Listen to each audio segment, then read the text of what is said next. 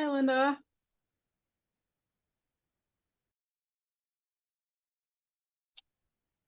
Hello, can you hear me? Yes, I can. That's Oh, always a great. good place to start. Oh, okay, I'm so excited. Yeah, and couldn't hardly wait. Oh, thank you. I'm so Yeah. glad you're Yes, yes, and I'll be patient. here. Okay. Fair, fair. Hi, Phyllis.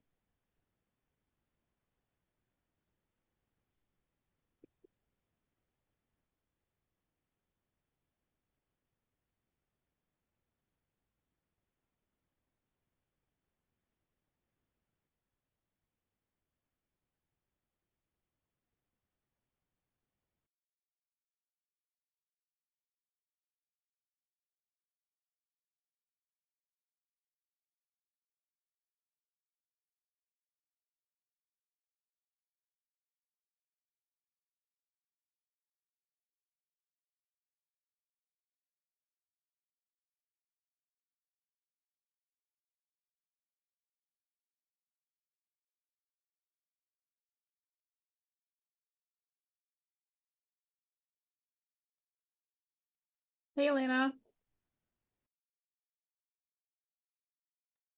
Hello, good to be here. I'm glad to have you here as we chat today. If you hear clicking in the background, it would be my dog. We did not have time to get his nails trimmed this morning because it's in that neither of us enjoy. I'm the one that does it, and he doesn't like it, neither do I. So getting it We have dogs that refuse. We have one dog that needs his hair trimmed constantly, and for some reason, he's decided that that is like having acid thrown on him or something. Even though I know it doesn't hurt or whatever, it's like I get in a little snip here and there when he's asleep, and he wakes up and growls at me, and I'm like, seriously? Like yeah, you I know. can't see if I don't cut the hair around your eyes. Exactly. Yeah, it's like I use a Dremel, like a file that, and you would just think I torture him. So yeah, I didn't have time to get that done this morning. So as he walks around, there may be some like click, click, click, and that would be what that is. It is my dog. Very familiar. Uh-huh. Looks like we have about 6 or 7 more minutes. So feel free if you're there to go grab something to eat. I don't mind. If you have your camera on and you're like munching, it doesn't bother me. Nothing like that bothers me. So Um, I know it's kind of lunchtime-ish, depending on where you are located.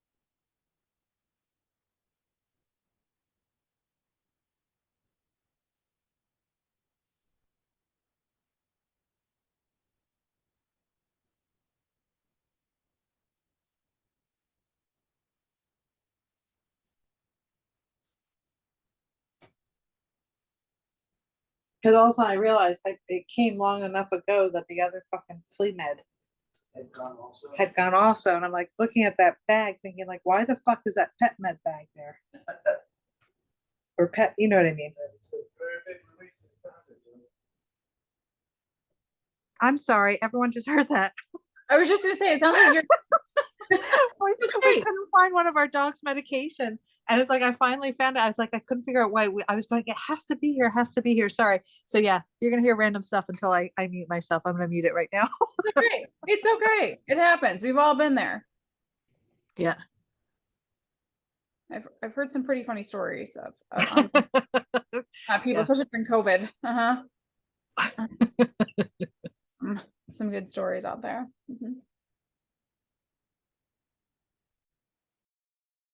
We were always big dog people. I didn't even know we could love a small dog, but I had a client who became a very good friend, and she worked with a pet rescue. And her husband was like, you can't keep bringing dogs home. They had like 5 dogs, 3 cats, 2 horses. And there was this little Chihuahua Terrier mix who was going to have to stay at the practice over the weekend. And I was like, oh, and so I called my husband and said, well, would it be okay if we foster this dog over the weekend? I said, it's a small dog. And he's like, ah, okay. And our other dog was like over 100 pounds. And I brought home the 7-pound Chihuahua Terrier mix. But so we've had her for a very long time. She's a delightful dog, but we have learned, she's our first small dog, that if when they're this small, they end up with heart issues. And so we have, she's on these different medications, and there was one that had come way too early, and then we just ran out of it. And I was like, where did I put it? Like, how could it not be where it's supposed to be, and all this stuff? And we were pulling at our hair, and that's why you heard, because I was just looking and going like, oh, thank goodness we found it. So there you go. I'm glad you found it too. That's More good. embarrassing. Hey, Kim.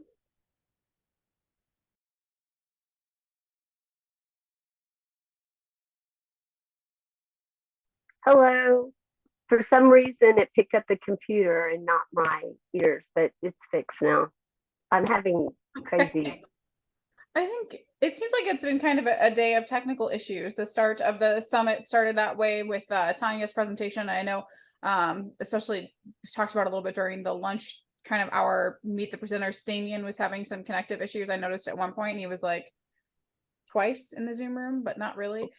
So that's always the stressful part about presenting this way. Most of the time when I present, I do so in person with people. And so technology adds a level of anxiety to the whole experience.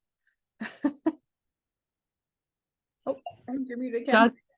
I've been a home seller. That's what I did for the last 3 or 4 years, and exceeded and excelled and hit all these goals. But you would think that I had no IT experience after today, looking so professional. I think technology kind of has a mind of its own. There comes a point where you can only know so much, and it's just kind of going to do what it's going to do, I think. Douglas Adams famously said technology is stuff that doesn't work. Like, we get technology, but what we really want is stuff that works. So Yeah. I was able to locate a friend of mine's niece in Tel Aviv last week, and I can't get my camera in my background screen to work, if that tells you anything. So I know that I can do things when technology allows me to. Yes, whenever it allows us, it does kind of get to have the final say. Hi, Amber, I saw you pop in, and Audrey, there you are. You popped around for a second. Hello, it's good to see you again. Welcome in the afternoon, or at least it's afternoon where I am. I live in Minneapolis, Minnesota, so Central Time Zone. It is now the afternoon. So welcome in. For those of you who heard me this morning or have listened to me LinkedIn, you're going to hear a little bit of a repeat here as I kind of go over my background. And I do this, my background feels really important to me because it so shapes and informs how I think about our minds and who we are as people. So For those of you who already heard it, I'm sorry that you have to listen again. I hope it is okay. But I'm a licensed professional clinical counselor. I live and work in Minneapolis, Minnesota. In Minnesota, this is the license for my level of being a clinician, is an LPCC, is what we call it. And I say that because different states have different licensure requirements. So, you know, in case you ever are wondering, like, why a practitioner in your state may have a different license, it's just because the licensing requirements are different. What they call it can be different. So I have about 7 years of experience in private practice. I treat adolescents and adults. I have a very specific clinical interest in grief and loss, but I work with a lot of anxiety, depression, relationship issues, and trauma. Those are probably things that I see a whole lot in my practice. And so then in addition to my master's degree and license, my postgraduate clinical training is in psychoanalysis. This informs my thinking so much. I love psychoanalysis. I think it's so interesting. And when people hear about it, they often think of Sigmund Freud, and that is a correct association. Freud is kind of the founder of psychoanalysis, but it has branched off in so many different directions. The analogy I used in my presentation on empathy is the same one I'll use here, which is like, in the Christian church, some people associate like being the Christian church with just Catholicism or with like just evangelical Christians. And it's actually like, you know, there's Catholics, there's evangelical Christians, there's Lutherans, there's Protestants, there's non-denominational, so forth and so on. And I would say psychoanalysis is very similar. I have an interest myself in contemporary relational psychoanalysis, and that's what I've studied most of. The psychoanalytic approach to therapy, it's often referred to as depth therapy. More current cognitive approaches to therapy often focus on this idea that we need to change our thoughts in hopes that when we change our thoughts, we will change how we are feeling about something. Psychoanalysis really works in reverse. It seeks to uncover the unconscious parts of our minds and to help us understand our feelings and then our thoughts. So we look at kind of the unconscious, we understand what feelings are going on and how our feelings shape our thoughts, our attitudes towards ourselves, relationships, and more. And this is a depth-based approach that resonates with how I think and make sense of the minds of the people that I treat and my own mind. Something that's really critical to know as we are people is that as babies, we are born into this world feeling. Babies feel, if you've been around a baby, if you've had children, you know, they feel. They let you know when something's not right, they cry. You know, even at a few months old, babies can get angry if you take away something from them. They smile, they laugh. They are there. They're not telling you cognitively that they're feeling good, but they're expressing that, or they're not telling you cognitively that they're hungry, but they're letting you know that they are. We feel, and we feel before we think. And so there's so much emphasis in our society on being logical. This is a huge thing that everyone kind of puts this praise and this top tier to, is if you can be logical. The prefrontal cortex of our minds, the logic part, actually develops really last. It doesn't finish developing till we're in our mid-20s. And so it's not the logical prefrontal cortex of our minds that allows us to feel. We actually are the feelings that we have. I think most of that is lodged in the limbic system. And so that's an important part of how I think about human psychology, how I think about people I treat, my own mind, and how it will influence how I come into this particular presentation and discussion with you guys. So I also said this earlier this morning, but it's very, very true. When I tell people I'm a therapist, they worry about two things. Usually one is that I'm judging them or analyzing them. And I can't take away my learning. It definitely has informed how I think people, but I don't go into relationships and into interactions with people to judge people or to analyze them. But I do think different about human psychology based on what I've studied. The second assumption people make is that I'm a professional advice giver. I joke all the time that I have great advice. I think I have brilliant advice. That's my joke, but nobody wants it. I don't really find that people come to therapy so much for me to tell them what to do, how they should act, or anything like that. I find that people really come to therapy because they want to be known and they want to be heard and they want to be understood. And then through that process, the aim is to help people really tap into their own minds, figure out what they need to do for themselves that's right for them. And that's really how I think about this whole process. Zamora, welcome. Good to see you again. And so as we tap into a discussion on feelings, I love to have interactive feedback. I said this in the first presentation. I love to talk with people. I mean, this is what I do for a living. So I am curious, as we get started, if anyone wants to share, you can raise your hand, you can unmute and share, you can type in the chat. What made you decide to come to a breakout session on feelings?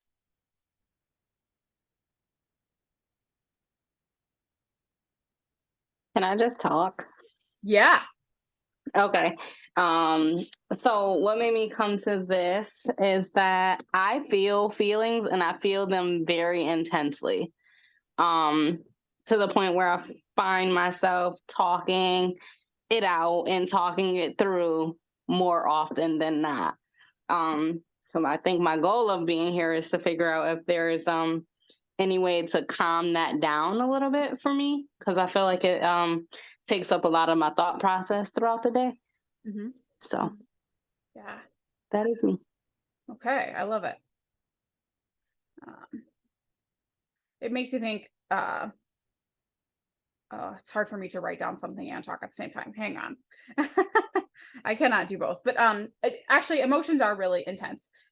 And I think this is important to talk about, and I have this kind of written down for later, but our feelings are really intense. We see this like kind of stereotypically. You can see this in, I don't know, let's say a 1-year-old, that you took something away from them and they want whatever you took away from them. They can't, I don't know, whatever it is. Kids emote very strongly. As adults, we are kind of put in this box where we shouldn't emote strongly, but the reality is that feelings feel really big. We feel our feelings very literally, and I will talk about this a little bit more, but kids emote very strongly. And so I love what you said, Zamora, about feeling really, that the feelings can feel really intense for you. Elena, I see your hand up. Yeah, I was going to say one of the reasons I'm here is because the description really spoke to me.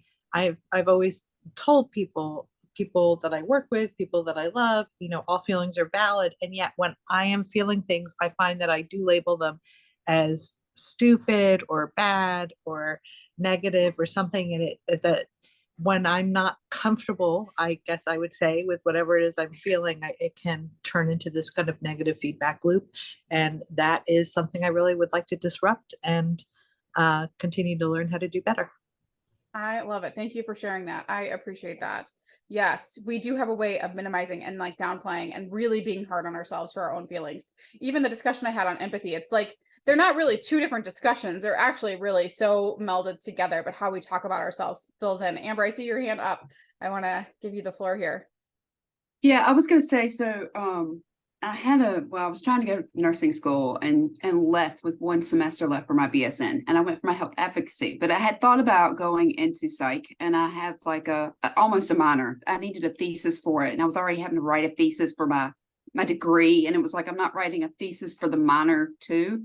But for me, for emotions, to me, it's always very hard. And I run 2 audio rooms on LinkedIn. And so for me, sometimes it's very hard, or not hard, but I have to be very mindful that the emotions that I'm feeling sometimes aren't mine. The emotions that I'm feeling are the people, like one of my rooms is about trans rights. And so sometimes I have to be very mindful of the fact that if I'm getting upset or I'm feeling more intense about something, it could be someone else has come on the stage and they're giving me their reasoning, their opinion, and I need to be able to separate it. And I told somebody one time that there are times where it's very hard. I'll get upset. And it's like, all right, I need to step back and realize, am I upset for me because I'm upset, or am I upset because I'm upset for these people? And so for me, that is where I would say feelings get lost. And I don't know if that's my neurodivergence or what, but it's very easy for me to kind of take on other people's feelings. And I really have to kind of go, all right, that's not yours. Put it back down and walk away from it. You're responsible for yours only. Yes.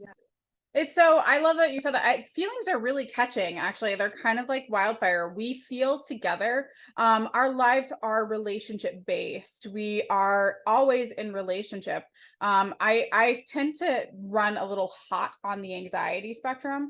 If my family was here, they would be doubled over laughing and say that I'm crazy anxious sometimes. And my sister once told me, she's like, wow, you could make anyone anxious about anything she's saying that to me when I'm feeling really worried, because that you can do that. But we tend to, emotions come as a transaction. That's actually part of why empathy can be so powerful, is feeling with people. But anger in particular, it's actually one of my favorite emotions to talk about with people, because I think it's very misunderstood, is one that especially we feel really intensely, and it triggers a lot in us. And so I love what you said there. Jackie, I saw that you came in. Hi, Jackie. I've seen all the stuff you have on LinkedIn, and so it's fun to see you here.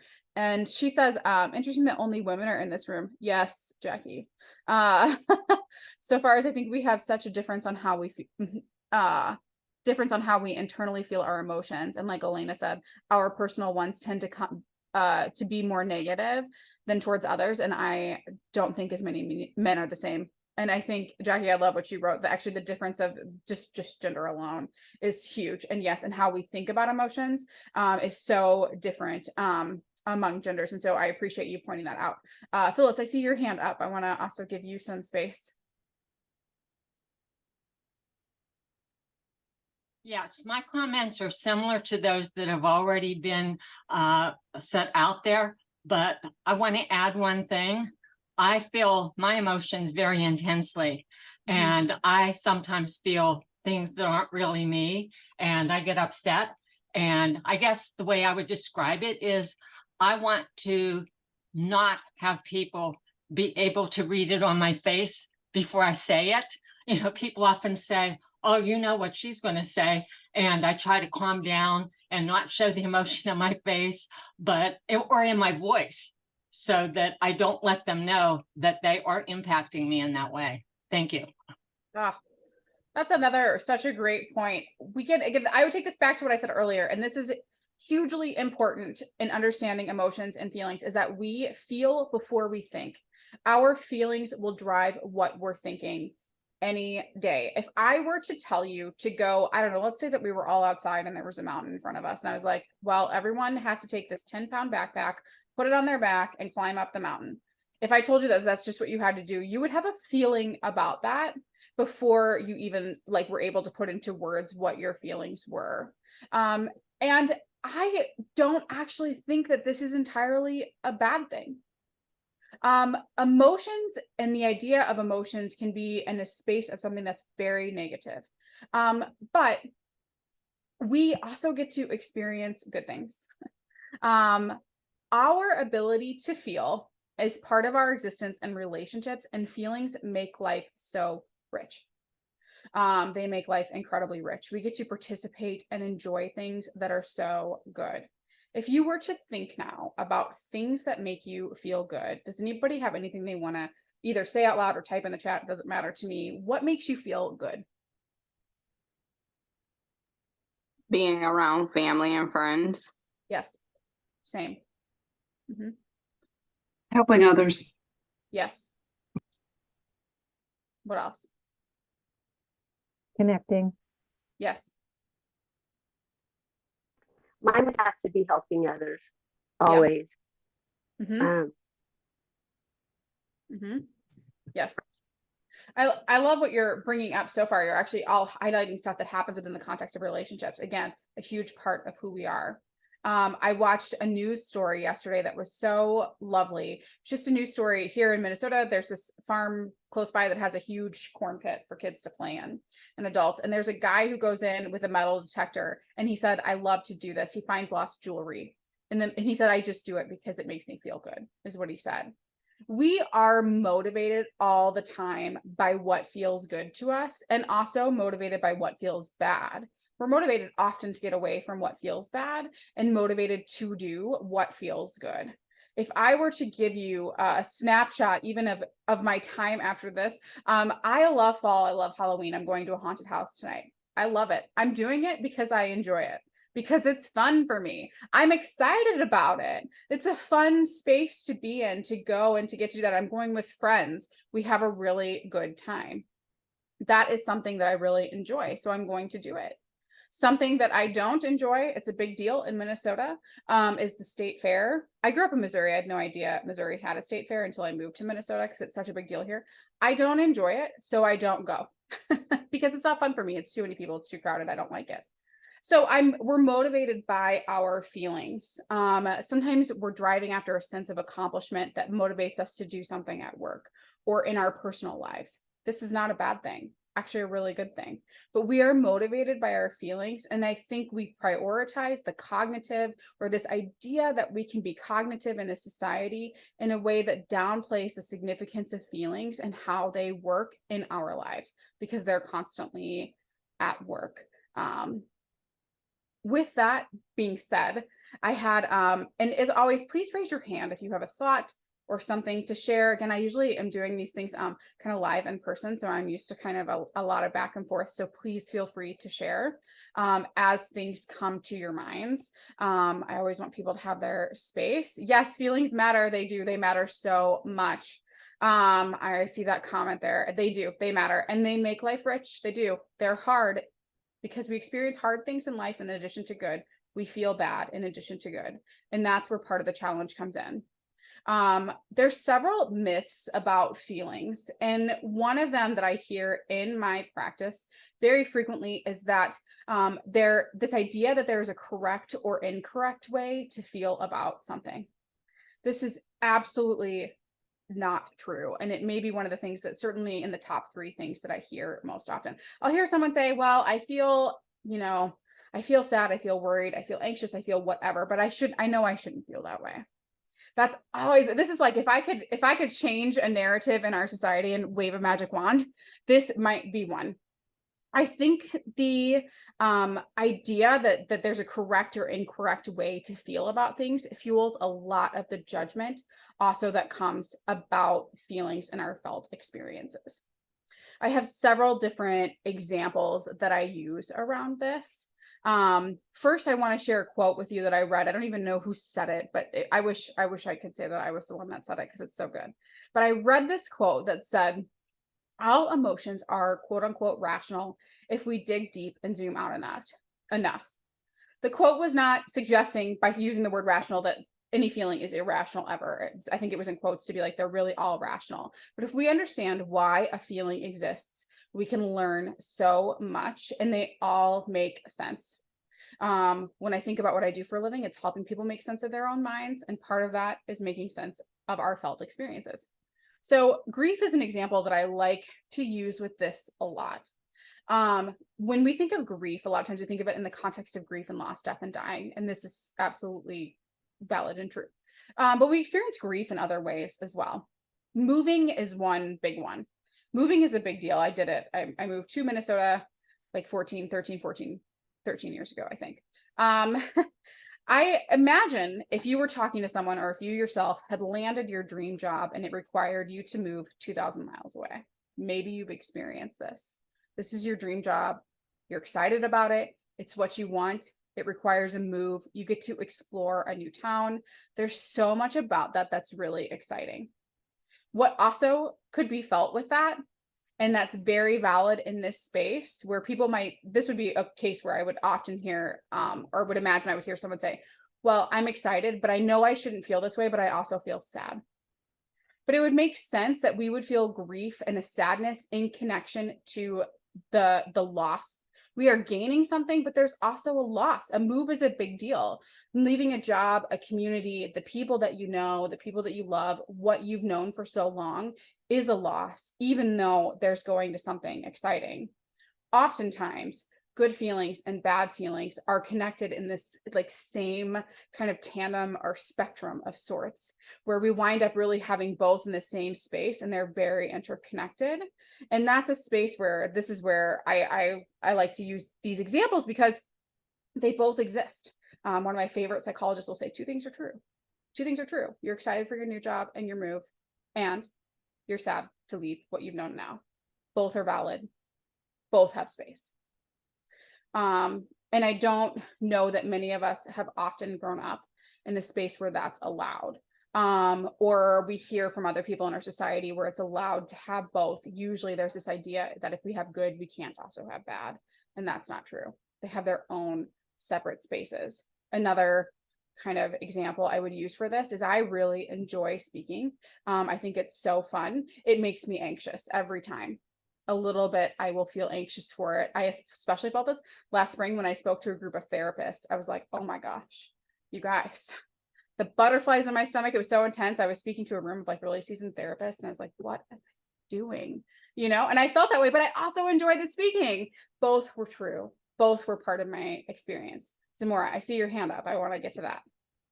Yeah, I was just gonna say, for me, the experience of professional development, being in the workplace where some of those, I'm gonna call it maybe anger, maybe agitation, at the same time of, yeah, I still really really enjoy my job. But then when so for me, I'll say for me, I have a hard time at really addressing, this is angering me, this is agitating me, and keeping the same face of, I really enjoy my job type of thing. Yes. Yes. And you can have both. Both can be true. They may seem like opposites, but we have to allow space for everything to be true. Another space where this happens in grief and loss sometimes is when someone, we lose a loved one who's been very sick and very ill. That can be a space where there can be relief and there can be sadness. There can be both. And they all exist in the same space. Any thoughts? Anybody else have something they want to share before I move on to the second myth? Okay, I'll keep going. But if you have something, type away. Or oh, I see Heidi. So Heidi Wild spoke about the feelings she experiences when she allows herself to feel tough emotions fully. She finds that she's also able to experience joy more fully. 100%. That is very true. We do not, unfortunately, I understand, I resonate with this this wish, but we don't get to cherry pick what we feel, and we don't get to only feel good. If we don't allow ourselves space to feel bad, it will not. We have to have both, because our lives are filled with both good and bad experiences. So we have to allow space for both.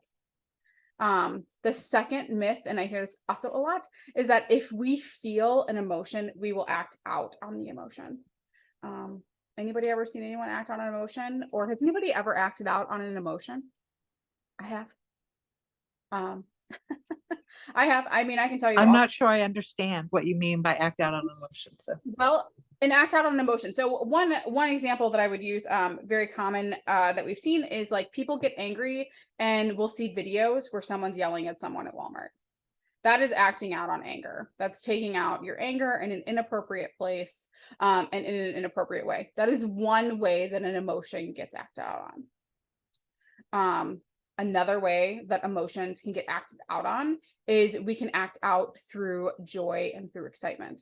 We can act out in the same way. I think this idea that acting out is somehow associated with something that's just bad behavior. But back to what I was saying before, our emotions drive us. They drive us to want to engage with people in a specific way. A lot of you guys described like doing things for other people as something that makes you feel good. So we're driven out of a desire, or maybe a feeling of compassion, or a feeling of want, or a feeling of purpose. It gives us a purpose to help others, and it helps us to feel good. And that's a way where we also act out on emotions. Another way that emotions might be thought of as acted out on, though I would say this is a little bit more in the realm of expression, is through tears, through crying and tears. That's really, some people view that as acting out, I think, because it's thought of as a bad way. I'll get to crying a little bit later, but that's a way that we express. Sheila, I see your hand up. Yes. So I was just thinking, normally if it's coming up to an anniversary of maybe a family member's death or something that has, happened in your life, many times, and I see this usually with my sister or some other family members, say if it's coming up to the anniversary of my mother's death, where she'll start getting sad, or she'll say, what's coming, so it's like you're expected to become sad during that time. Mhm. And I act differently. You know, I get excited, like, okay, it's mama's, anniversary of her death or her birthday. And, and I think about her good times instead of, and I'm sorry, I could have turned the camera on. So just expressing how, that I'm not going to get sad just because it's that moment. So I think that's where a lot of people get depressed. And I'm not a therapist, not at all. I've taken some, information, but I think that's how we get out of our zone of resilience. Is because we act upon incidents or moments that take us out of character, or take us like I said, out of our zone of resilience, and we get emotional and want to cry, or we are act out, or in a low zone where we get depressed or very sad. So that's just how I see it about those emotions and how we act upon our emotions. Yes, that is definitely a way. Zamora, your hand's up, and Amber, I'll see you next.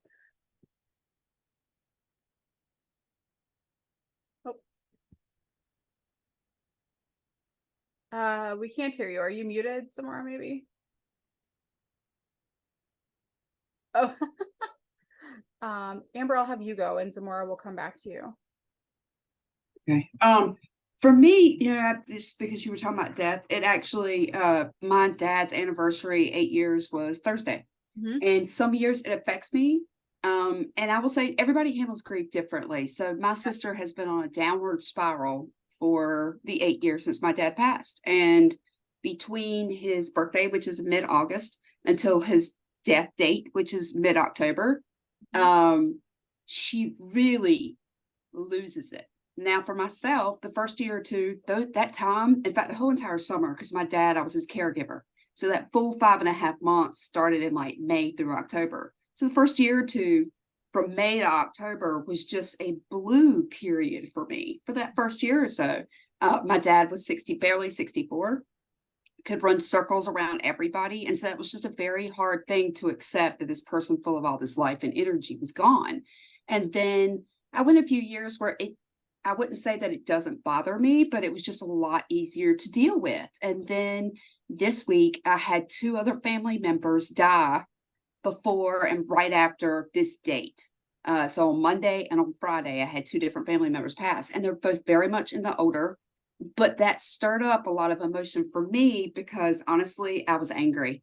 And my anger was this uncle Charlie got 87 years, and this uncle got 96 years, and my dad barely got 64. And these people have visited my dad. So it was like, you're just going now. My grandfather's and my dad's father's brother died Monday, and my dad died 8 years ago, his nephew. And so that brought up all these intense emotions for me. And I wouldn't say that like some of them were grief, some of them were anger.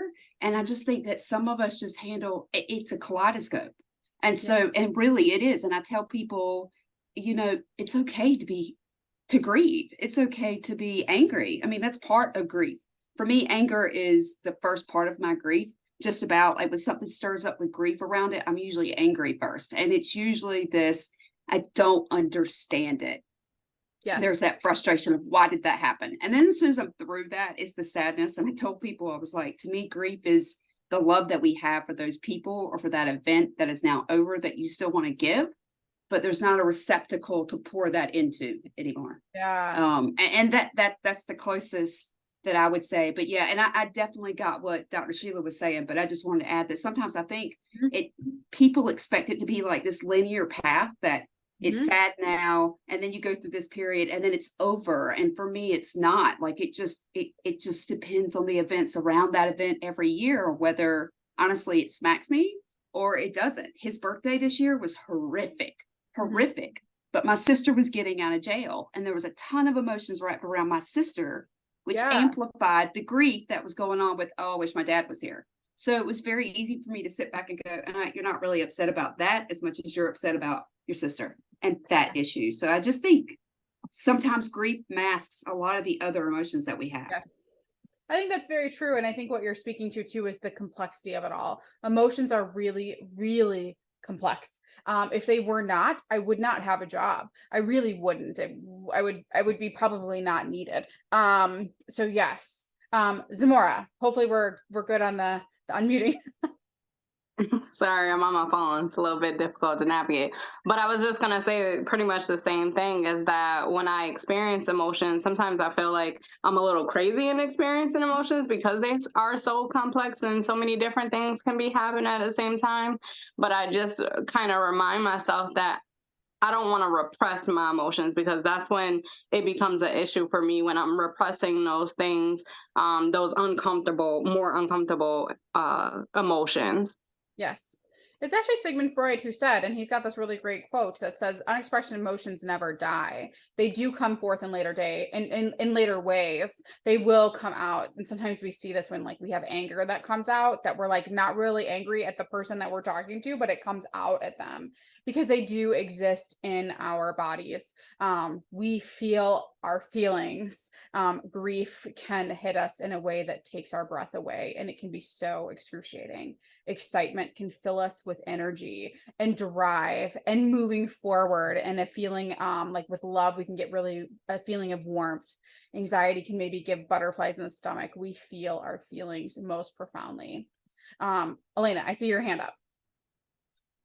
Yeah, I wanted to say, like, I think I've always been pretty good. Like if someone, irritates me, angers me, whatever, that in the moment I can appropriately let them know, whatever. So I'm not a laundry list fighter.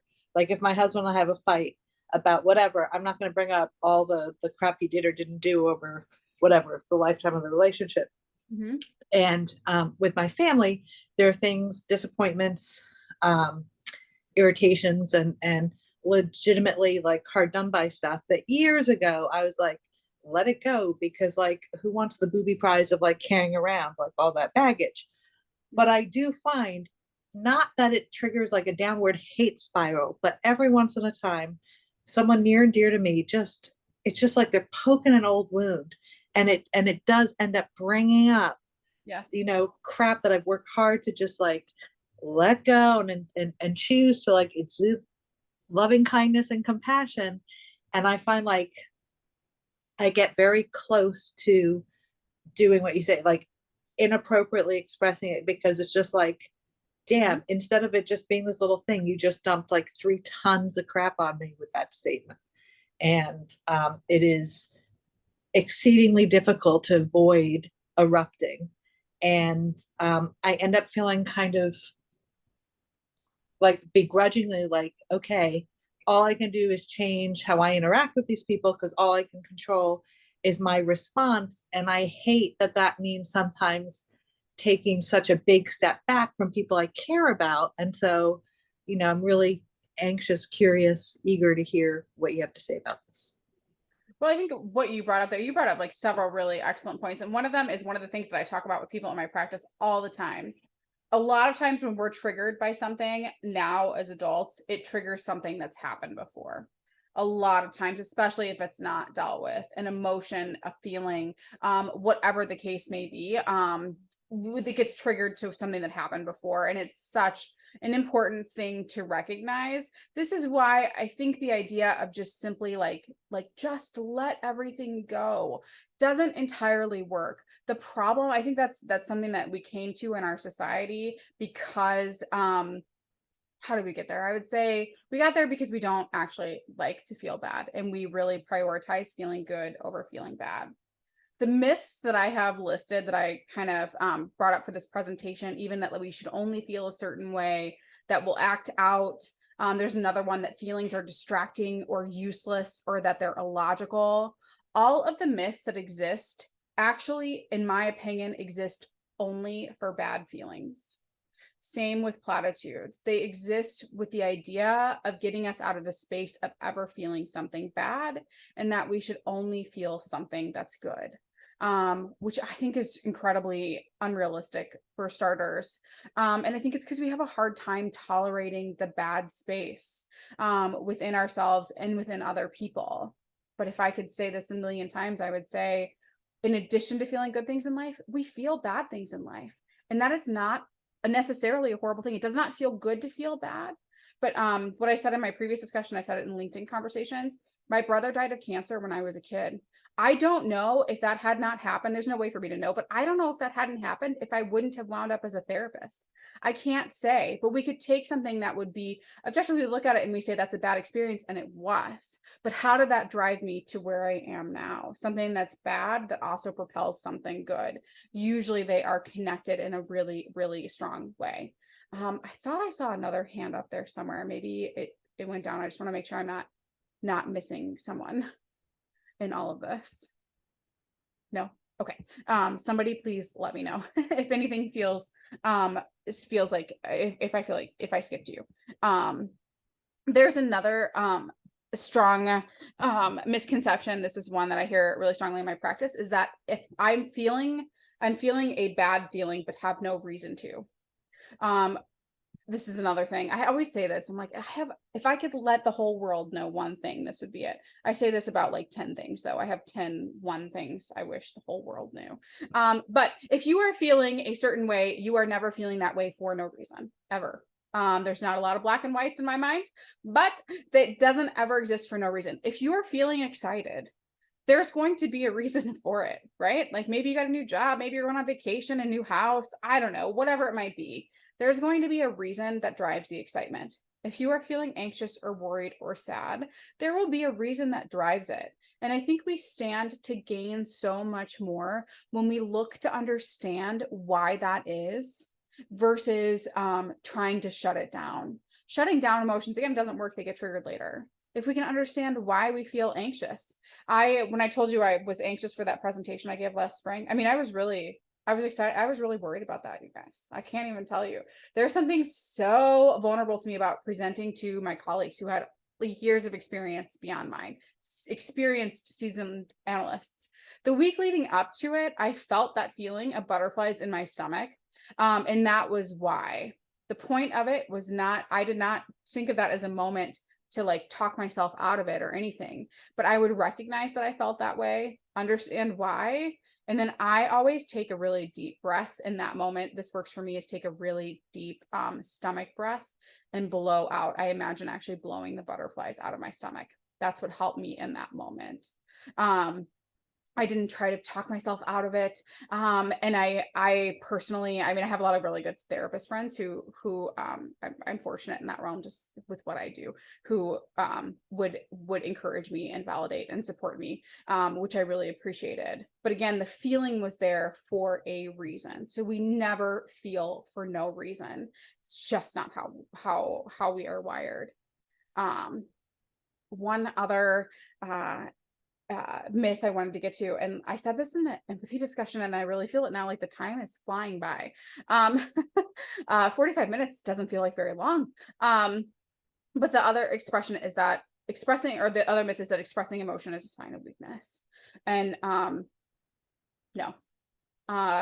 If you saw people on their wedding day and they were a bride and groom, or two people getting married, two women, two men, whatever the case is, they're getting married and they looked expressionless. They looked bored, dull on both ends. Neither would smile, and so forth. I think we might think that was odd. I think we might wonder why or what's going on, that it doesn't look like either of these two people look happy to be getting married on a day. And let's assume that there are people who want to be married to each other. All these things. I mean, there's a lot of variables, but we would wonder why that is. We expect and look for happy emotional expression in happy circumstances. We fail to do that when there's bad circumstances, but yet we would expect that there would be a bad emotional expression, or like not a bad emotional expression, but that the emotional expression with something that doesn't feel good would be congruent. I mean, this is not to say that if you're angry, you need to go like yell at some random person in Walmart. That's not what I mean. I'm talking about kind of when, let's say you receive bad news or you lose your job, the expectation that would be that you would feel bad in that moment. And that would be exactly what would need to happen. And we need to express that and make space for that. And that has to be validated and understood in the same way that we allow space for joy and for happiness and excitement and goodness. They both exist, and we need to make space to express both because they make life really rich. They really do. And I think, yes, Audrey, let's hear what you. So I just want to share, you talked about moving far away, and I've been an international teacher for 30 years, and I've moved quite a bit. And I definitely had the feels on both ends, the excitement, but also extreme sadness, leaving the friends that were in the previous location.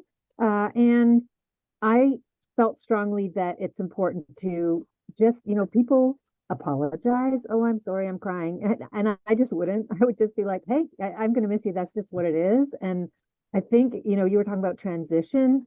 I think transition is so important, and that it's important to acknowledge the good and the bad. And so, for example, with my kids, I would say, what are the things you're most going to miss about this place we're leaving? And then when they had said all the things, then it was, okay, what are some things that you're most excited about the new place we're going to? And I really do think transition work is so, so important. Oh, absolutely. Yes, transitions are hard. We think that transitions, we just need to focus on the positive. And there is positive, but there's also things about it that can feel hard, especially like kids. Kids really need a lot of a validation and a lot of someone to name the emotion they're experiencing for them. That helps them understand a lot. I love that you did that, to say, what are you going to miss? Because there's space for that, and to make space for what we're looking forward to. They both exist in this whole same space. I really appreciate that you said that. Yes. Any other thoughts? Yes, Amber. I was going to say, just for this, the duality of both things are true.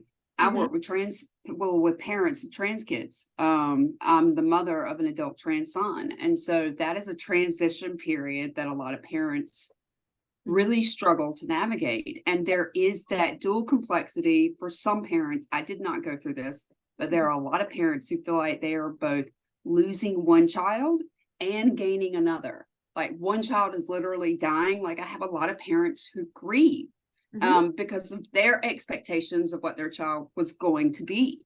Yeah. And there is that kind of enmeshing of, okay, so my desires, my dreams were what my kid was going to do. And then you're like, no, okay, you got to detach that. That was yours. What is theirs? I need you to get clear on what is theirs. That's a different path for you. But that is a one that I wouldn't say that I struggled with, but it is something that I run across quite a bit, are parents that grieve that other child. And that, again, that wasn't something I experienced, but it is a dual complexity, because I have to kind of remind those parents, but what are the other things that you can gain from this? Because a lot of times they'll get lost in that grief and they kind of get stuck there. And it's like, how do we progress? And it is that exact, let's point out the positives. What are you excited to learn about this new path? Because if you don't look at that, they're still stuck in, they want to go back to the past. They don't want to accept the new. And my job, in a way, is to get them to accept their child, to see them as who their child wants to be, not who they wanted them to be. So I do think that is something that as humans, we just confuse that a lot. What is our desires compared to us putting those desires on other people? Absolutely. So I think that's another thing we have to get clear on.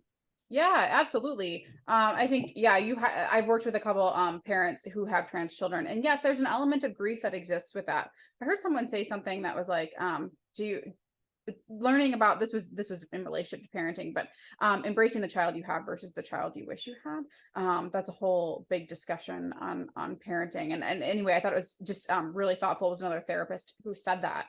But yeah, absolutely. And again, things are just really complex. And what I wish we could do as a society was make space for more of the complexity, and not just decide that feeling good or being positive, that we only reward that, because it exists both together in tandem. It's usually very complex, and that's okay.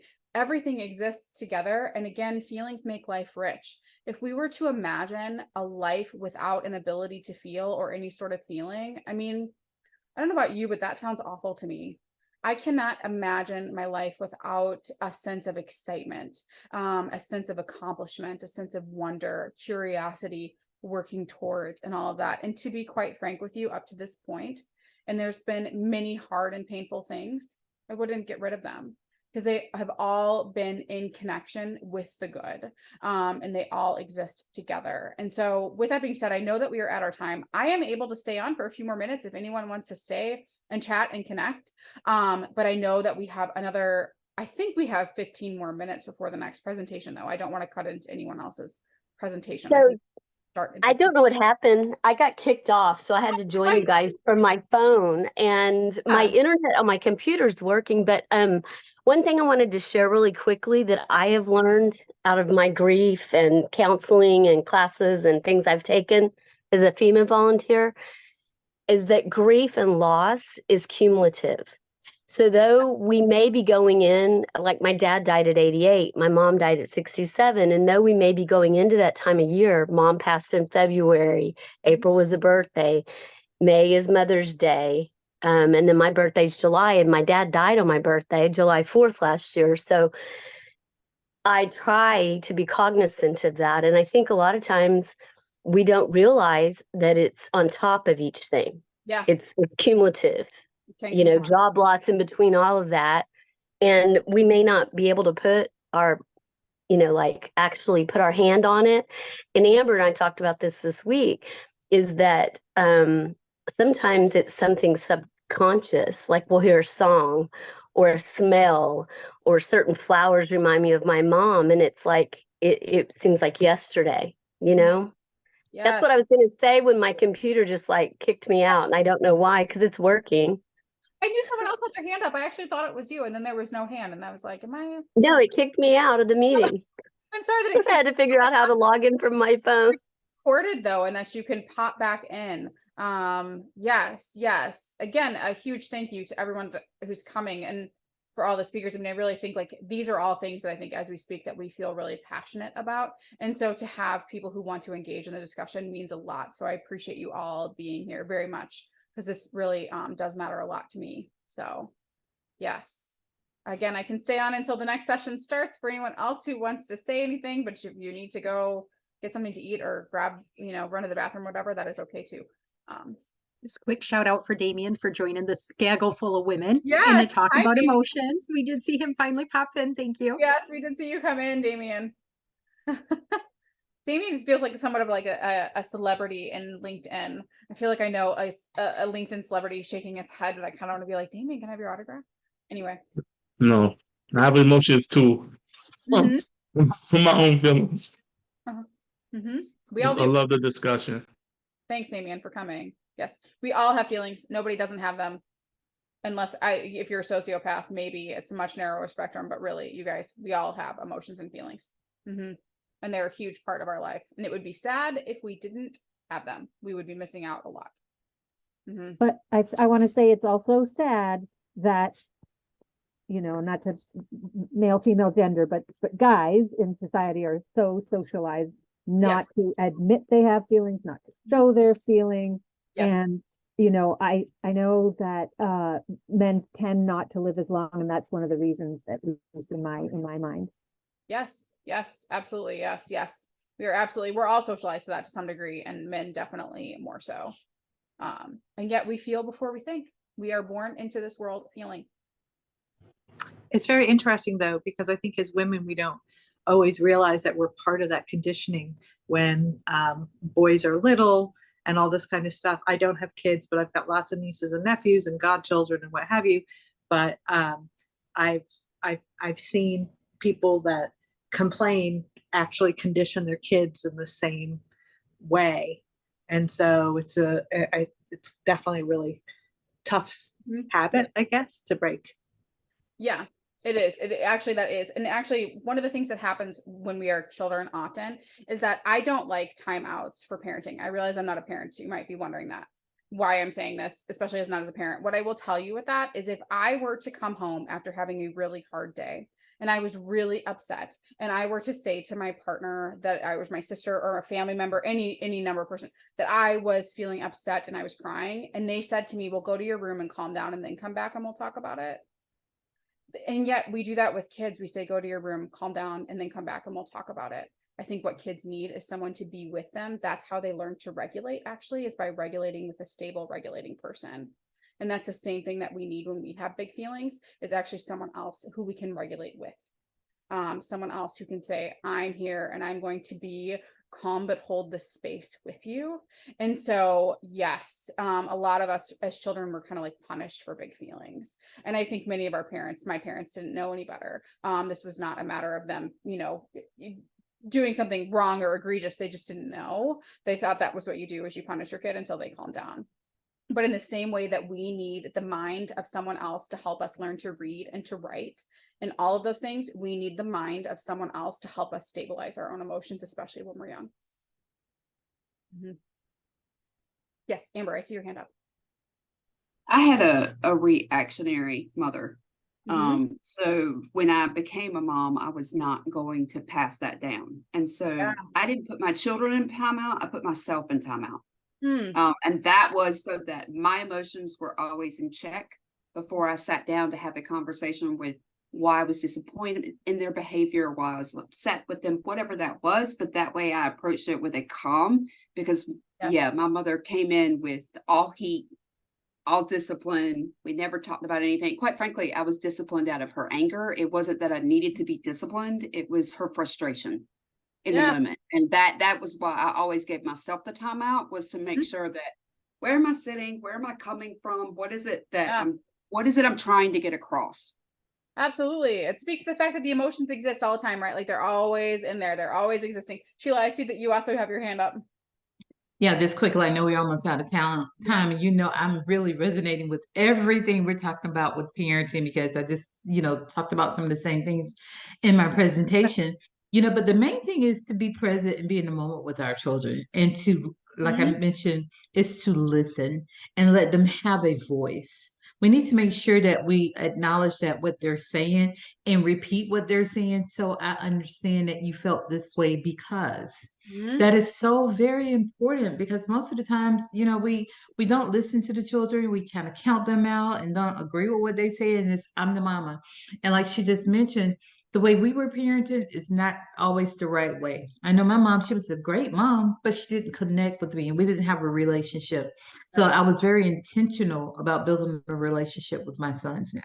Oh, I love that. I love that. Yes, we build relationships with our kids, with everyone. Yes, I love that. Heidi, I want to give a quick shout out to you. You were mentioned earlier in the comments. Actually, someone talked about in your presentation how you allow yourself to feel bad when it comes up, and the good, and that came up in this discussion as well. So I just wanted to say hi. Oh, hi. So thank you. And I'm multitasking today. And I want to re-listen to your video, because feeling your feelings has been my source of joy. And I never learned how to do that, right? We may have talked about that. Growing up, it's really not something we learn in school. And if we have parents or family members or people that can teach us, that's wonderful. However, when I've learned to sit in my feelings and to really not judge them too, because we learn feelings are good or bad, but they're not. They're a delicious human experience. And what I do is I put my hands together. And when I say I was holding back my frustration, disappointment, and all of that, I was holding back my joy. So I didn't know that I was holding back the other side of the spectrum when I wasn't feeling the feels. I would think them away. I had, all kinds of ways, eat them. I had a little addiction for a while.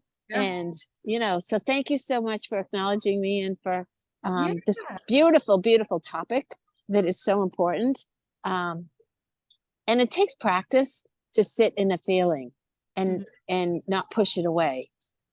And boy, when we process that, and the other last thing I'll say is when we feel something, it's usually from something else. It's usually from a previous thing. So to pay attention to that and to be curious about it. Oh, that's interesting. Not triggering me. Yes. That's interesting. So thank you. Back to you, dear. Thanks for coming in, Heidi, and saying that. And Kathy Ann, we've talked on LinkedIn before. Hello, it's nice to see you here. We have just a couple more minutes if anyone else wants to say anything else before they hop to their next sessions. I really appreciate this discussion, by the way. It's been really rich and enjoyable. So thank you for this.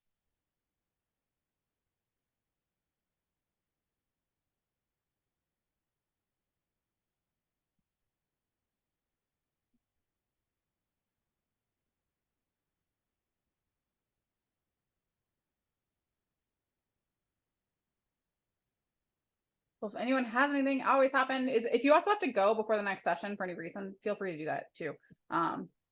There's no pressure to stay on. I'm not gonna like message you on LinkedIn later and be like, where were you? But feel free to find me on LinkedIn and also on Instagram. If you search my name, Deanna Pelley, and Sarah, or it's at Making People Make Sense. I can type it out for anyone who's interested. I just joined Instagram this year. Thank you, Jackie. You're welcome. Yeah. Bye, Jackie. If you're heading out, I saw the wave. Thank you all so much.